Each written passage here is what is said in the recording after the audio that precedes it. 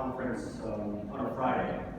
Not exactly sure they did to deserve that, and I'm not big on conspiracy theories, but maybe it's a little payback for President-elect Trump. As an American, we apologize, but here we are.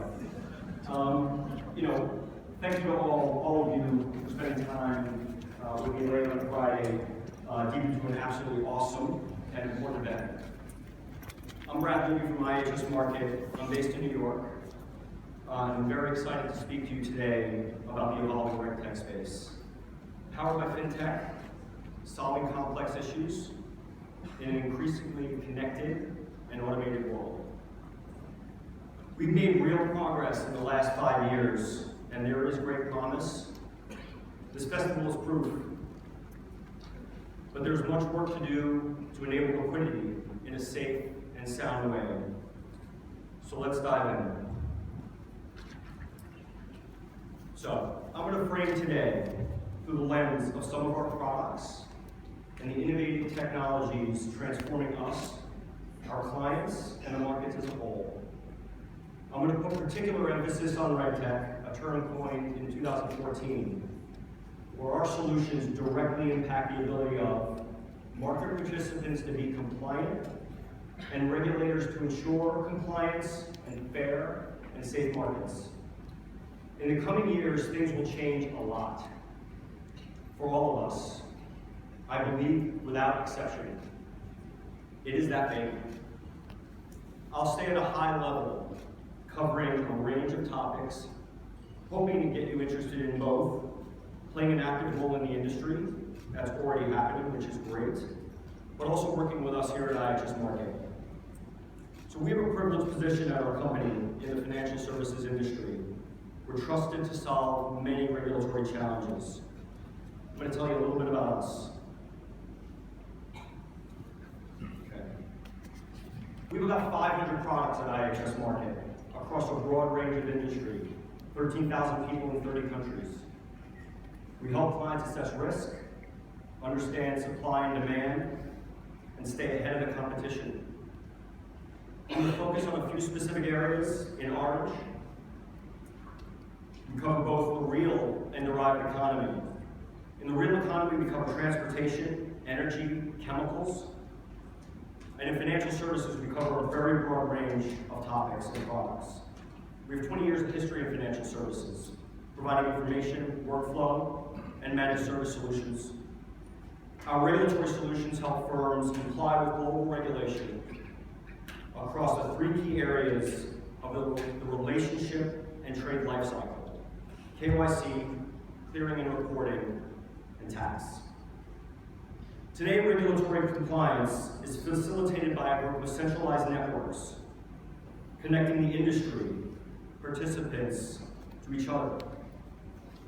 So let's start at the most logical place, the beginning, KYC, or knowing your client.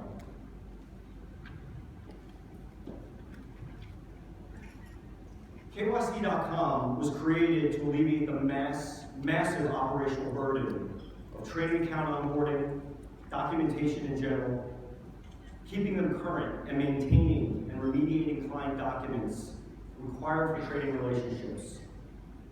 This centralization helps end duplicative work across the industry and improve the quality of the data accessible to market participants. We're sourcing documents, we're ensuring legality, and getting your sign-off, driving your identity. We're allowing vetted tax forms, organizational hierarchy, and better analytics around all of that, and making it much more accessible. For regulators, a centralized system can improve data quality and provide firms with easy access into the need for anti-money laundering solutions, sanctions, and trading compliance. We can see the power of centralization and industry networks in this example of Reg Tech. So now that you can trade, let's look at another centralized service we offer, trade reporting and clearing. So this service is underpinned by our business MARKIT server. It's the business I sit in day to day. It's a global network to match and confirm OTC derivatives. The map here depicts we're able to deliver trades to clearinghouses, or report them under various regulatory regimes. It's a complex world, with global and regional firms wrestling with different rules and timeframes, perhaps the timeframes being the most challenging. This has put a massive operational pressure on participants and regulators, and Asia is one of the most complicated regions due to its diversity. The fact is, compliance would be incredibly costly and risky without our network. We connect more than 1,500 firms to 16 CCPs or central counterparties, 7 reporting jurisdictions. In Asia, we cover key markets in Japan, Hong Kong, Singapore, and Australia for clearing and reporting. The build-out of our centralized system and ongoing maintenance of business logic provides massive efficiencies. Regulators have better data now, but the bigger risk picture is fragmented by jurisdiction and completely disconnected from other important networks. More on that later. Now, assuming a market participant, as a market participant, that you actually have some capabilities, meaning you have some positions, you might even have some profits, you have some taxes to deal with. So let's move to tax. So our centralized tax service relies on a combination of deep subject matter experts and Reg Tech. FATCA, Foreign Accounting Tax Compliance Act, Common Reporting Standards, sometimes otherwise known as GATCA, the global standard, have increased the pressure on the financial industry to map identity, a nod to KYC there, to the domicile, to the tax withholding, and reporting requirements. We provide a mechanism for that. It enables asset managers to serve investors worldwide while having a practical mechanism to report and calculate withholding across multiple jurisdictions based on the domicile of the beneficial owners. The technology is also in place to facilitate the process for those who custody assets, as well as the ultimate beneficial owners. So here we have another centralized network enabling data and workflow to address a global set of compliance challenges. These networks function well, not perfectly, but well, but are far away from the real-time, autonomous, interconnected, regulatory compliance framework that we all seek. How do we begin to bridge that gap? There are emerging technologies leading us there. Where to start? How about with the data? So, real-time compliance means that regulators and firms are preventing breaches in risk parameters and governance before they happen. Sounds a bit futuristic, but that's actually the goal. This is the major pivot compliance needs to make. Forward-looking and predictive, as opposed to backward-looking and retrospective and real-time. Creating structure out of unstructured data coming from many sources is where it begins. This is the big data challenge. Collecting data from multiple systems, trading systems, the phone, texts, chats, email, the markets overall. You need context to understand. Identifying threats to take intervening predictive action. Imagine a vetted identity network, such as KYC, dovetailing with unstructured content in chat rooms and structured market data. A powerful combo, no doubt. And how to keep up? How do you action it? So, we make our systems more intelligent. How do they become more autonomous? Taking certain actions with much less human touch. That's where smart contracts and distributed networks, or distributed ledgers and blockchains, enter the picture. So smart contracts are the ultimate engine for autonomous workflow. It's a piece of the distributed ledger technology puzzle. They're not that new.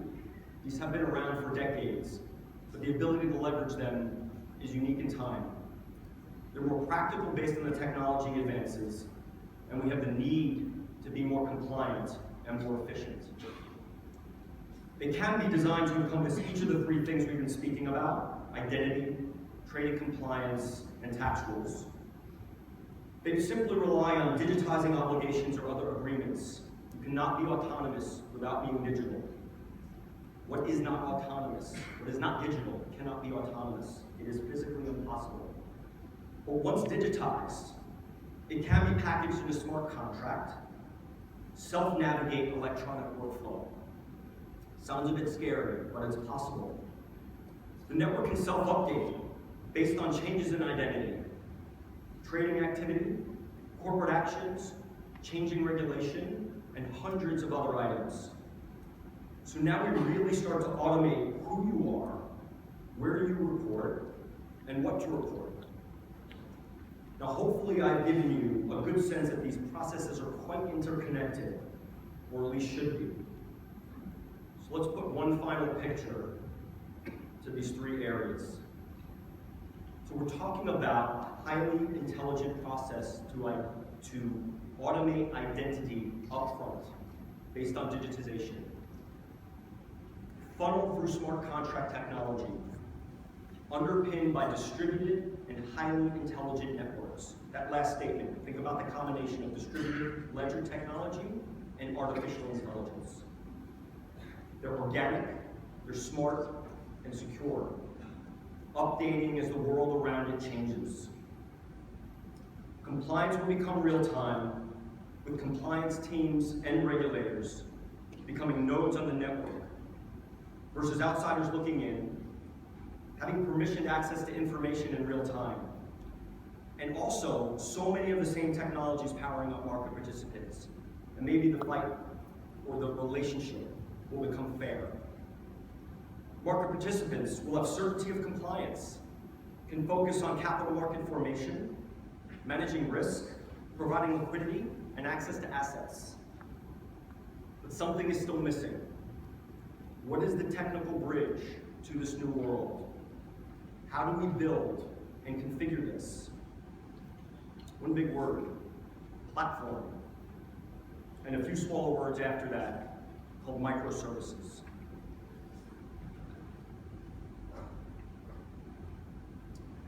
So this is the pivot to the more technical side of the discussion.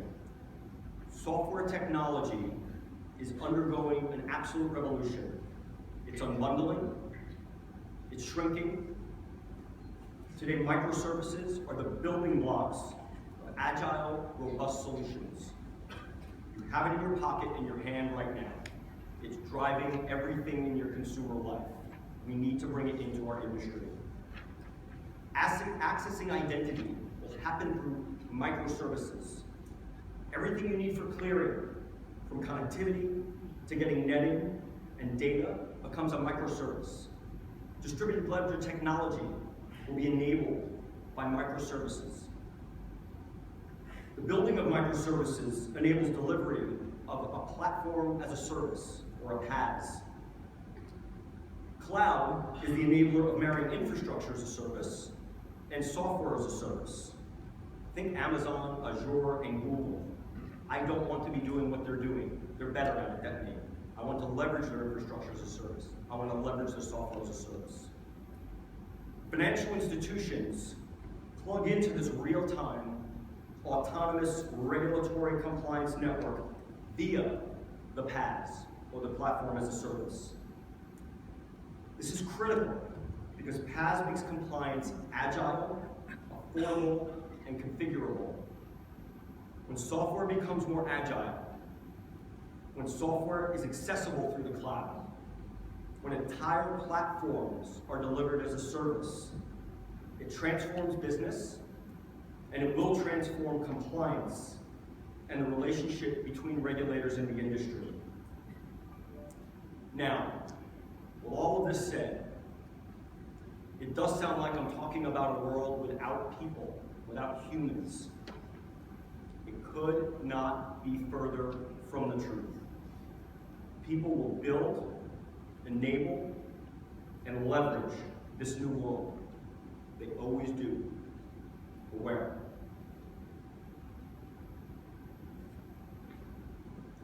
Well, maybe they'll do that right here in Asia. It is an arms race, and it's building very quickly. No need for many facts and figures here. You really just need to witness this event today and the prior days. Deloitte's FinTech Hub Review, 5 of the top 8 global locations for FinTech evolution and innovation are in Asia, and number 1 is Singapore.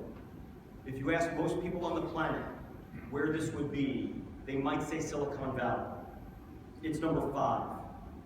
They probably wouldn't say United Kingdom. It's number 2. The beauty of this for us is it's happening in all of our major financial centers. We can lead the world. The California people can be involved, but they don't need to lead us. We need to bring them to us. Close-knit communities here of financial institutions and regulators make it easier to create common standards, deliver solutions, and encourage adoption. Again, this is a very unique event. This really does not happen in the US. It actually happens in the UK. There's a reason why these hubs are ranked the way they are. Because the reality is, the combination of all of these elements and all of these people are the solution.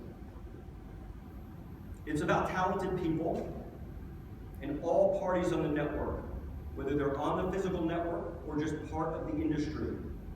They have a role to play. Regulators, market participants, and technology firms of all shapes and sizes. Our firm has been around, I think for now, with IHS Markit, a couple of 100 years. The market side of the equation has been around for about 20, and Markit's roots take us back to about 2000, 2001. We formed in 2004. We are what we think of as a millennial fintech, a fintech that's been around since about the turn of the millennium. There are fintechs that have been around since yesterday. There are ones coming tomorrow. There are players that have been out there for 5 years. There are fintech solutions and people sitting in institutions all around this room, in labs. It's all of those elements. It's not any one. It's all of them. So the combination of people and machine will be very symbiotic. It's not a battle between people and tech. It's a relationship. And like all relationships, it takes commitment and investment. I tell my wife that, she gets annoyed. It's not an investment. I say, yes it is. It's time. Whether it's my marriage, time with my children, my hobbies, or helping all of us get there. It's an investment and it's a commitment. And as long as we have that, we'll get there. Just look around. The commitment is there. And witness the event. The investment is being made. And we're all spending time and money. And this event is just a piece of that puzzle. But if this event is any sign, the future for all of us that get it is connected, autonomous, efficient, liquid, and bright. So I'm wrapping my comments there. I want to thank you for your attendance, your time, and your attention. It is late on a Friday. Everybody could be off, maybe cutting out early. And I truly appreciate having an opportunity to address you. We have a few other speakers.